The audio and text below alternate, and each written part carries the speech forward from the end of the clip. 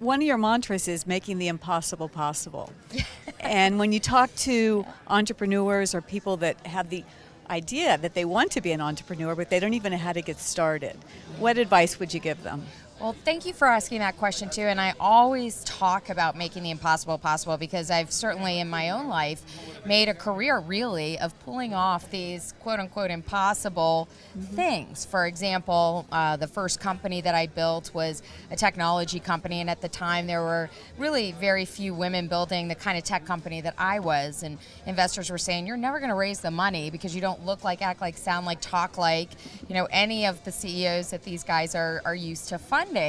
And, I really just got it in my mind. I thought, you might think this is impossible, but I'm going to figure out how to make this possible. And we did. And we've done that time and time and time again, which is basically just staying very focused on what is it that we want to accomplish from a business objective and then figuring out how do we make that happen. So the biggest piece of advice that I always give entrepreneurs who are just starting out or even those that are already in business, the number one thing you can do for yourself is get a mentor.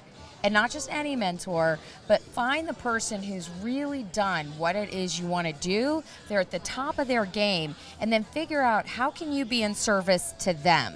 Because when people have actually made it, and you know this because you're doing it now, I mean, you're doing it with me, but when you make it, one of the greatest gifts that you can give back to the world is your give back. But, you really need these up-and-comers to come and say, well, I'd love to work with you. I'd love for you to help me, and that's one of the ways we give back. So people who've been there, done it, who are very successful, they like working with the up-and-comers, so get yourself a mentor.